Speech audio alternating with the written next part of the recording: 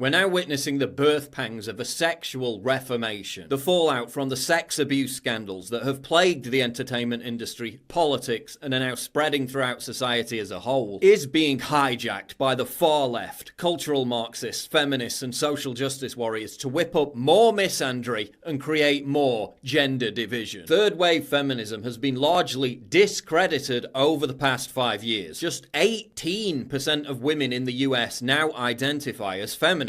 Even less in the UK. And it's obvious why. Now that rights which actual feminists fought for 100 years ago have been achieved, they're left with what? Making sourdough bread out of their vaginal yeast. Yeah, really. While it's sorely needed in the Islamic world, the West needs feminism like a fish needs a bicycle, which is why third-wave feminists and social justice warriors need to constantly invent or hijack new outrages to push their primary narrative. Hating men, which is why they're now hijacking the moral panic surrounding the sex abuse scandal in a desperate effort to resurrect the failed ideology of third-wave feminism as part of a catastrophically damaging plan to impose a new onerous form of sexual puritanism. The preeminence of innocent until proven guilty is being jettisoned. Now, mere accusation alone is enough to ruin someone's career. Do you understand how dangerous that is? Roy Moore has vehemently denied the allegations against him, but to the baying mob,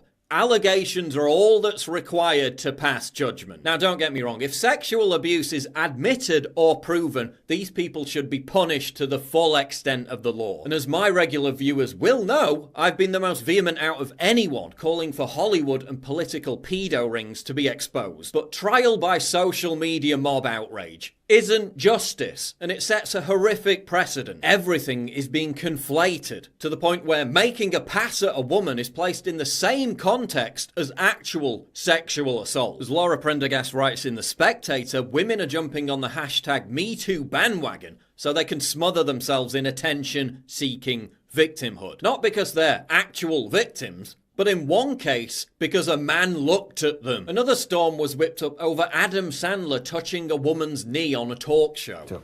So I took my parents, just like you. I took my parents. And in another instance, an MP was outed after he called a woman attractive, intelligent, and charming. Another case involved Michael Fallon trying to kiss a woman. No. There's a world of difference between looking at someone, complimenting them, trying to kiss them, trying to touch them on the knee, and raping them. Big difference. As a result of the comparatively innocuous allegations against him, Carl Sargent committed suicide. Was found dead yesterday, just a few days after he was dismissed from his post as Cabinet Secretary for Communities and Children. The family wished to disclose the fact that Carl maintained his innocence and he categorically denied any wrongdoing.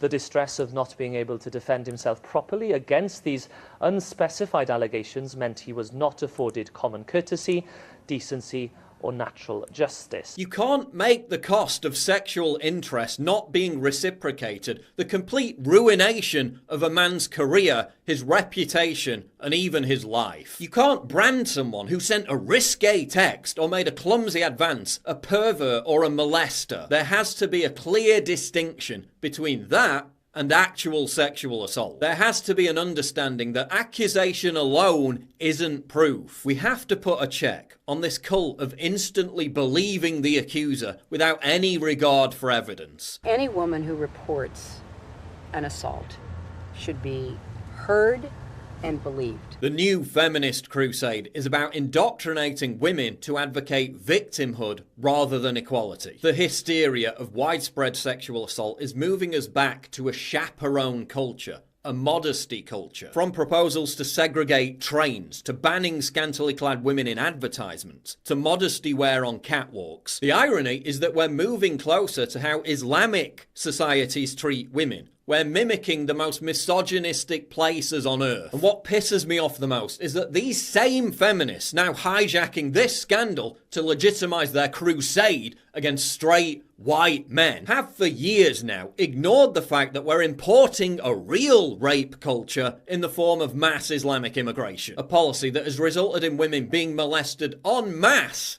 on numerous different occasions. Cologne, Germany, where large crowds of what police describe as Arab men began sexually assaulting terrified young women. Dozens of men surrounded her and her female friends, touching them everywhere. Sex attacks by migrants against women in multiple European countries are skyrocketing. What did feminists have to say about that? Nothing. In Cologne, feminists responded to the mass molestation of women by migrants on New Year's Eve 2015 by visiting the local migrant centre and handing out roses. Something sinister is happening. Whereas the rules and dogma of sexual morality were once enforced by religious groups, they're now being enforced by feminists. This is a sexual counter-revolution, and sex-negative feminists are the new Puritans. Young men in the West have already had their confidence decimated by years of being hectored about toxic masculinity, years of lies and smears about a college rape culture that was completely exaggerated. Many young men are now growing up terrified of even approaching women for fear of being seen as predatory. This actually serves to fuel the online hookup culture, where mindless sex is understood as the common outcome, but it's ultimately disastrous for stable, strong, long-lasting relationships. Men are being lectured like little boys born with original sin about what behaviours are acceptable. Case in point, this article, 20 things men can do right the fuck now to support women beyond just literally ceasing to sexually harass us. This feminist just brazenly exploits the whole Me Too hashtag outpouring to demand all men become deranged social justice warriors to make up for it. Support abortion. Shut up. Stop watching non-ethical porn. Support Black Lives Matter. Don't use pejorative terms like SJW and feminazi. This is what I'm talking about. You don't want to be like all those evil sexual abusers, do you? Oh well, you better sign on to all my demented far-left political beliefs then. No. Go fuck yourself. That's not gonna happen. As Douglas Murray writes, this isn't a guide to helping men. It's a manifesto for torturing them. Feminist Lindy West was given a platform by the New York Times to make the same twisted argument. Men are evil and sexist, and they need to repent by embracing all my political viewpoints. Men 1963 to 2016. Why are feminists such man-haters? Men 2017. Oh! You see what they're trying to do, right? Men are being browbeaten into accepting blame for the entirety of the sexual abuse scandal just because they happen to have the same genitals as the abusers. And the question is not,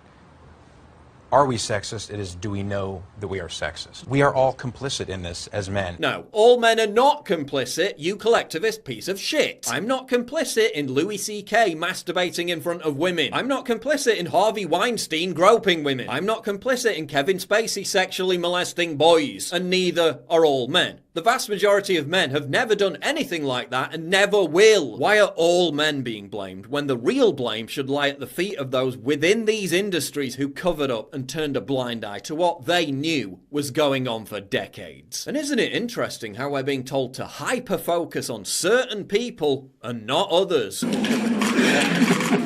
Look, when you castigate an entire gender for the actions of a relative few, you don't create more respect for women. You create resentment and more division between the sexes. You create hypocritical, virtue-signalling, soy boy male feminists who invariably turn out to be abusers of women, having lectured us for years about how misogynistic we are. This whole hysteria is being exploited by postmodernists to resurrect the idea that men, the patriarchy, and ultimately the capitalist system itself is a perverse architecture of oppression that needs to be torn down. And let's not be naive. Sexual abuse is abhorrent, but if you're going to claim that some women don't sleep their way to the top, you're a liar. Sorry if that offends you, but it's true. And it doesn't mean that all women are sluts. It's also true that some men abuse their power to bully women into sex. But that doesn't mean that all men are would-be rapists. Fact is, power is an aphrodisiac, and a lot of women throw themselves at powerful men. This leads powerful men to believe that they can just have any woman, and that's when they run into trouble. Men, don't be dicks. Don't shout at women in the streets. Don't invade their personal space. Don't treat them like idiots. Respect women. But equally, don't self-castrate just because you've been told to feel guilty by some fat control freak feminist about something Harvey Weinstein did that's got nothing to do with you. Don't adopt far-left political views as some twisted form of reparations just to satisfy some autistically screeching social justice warrior. Don't feel ashamed of your masculinity. Don't allow your confidence to be shattered. Don't accept any form of collectivism that demonizes an entire gender for the actions of a relative few.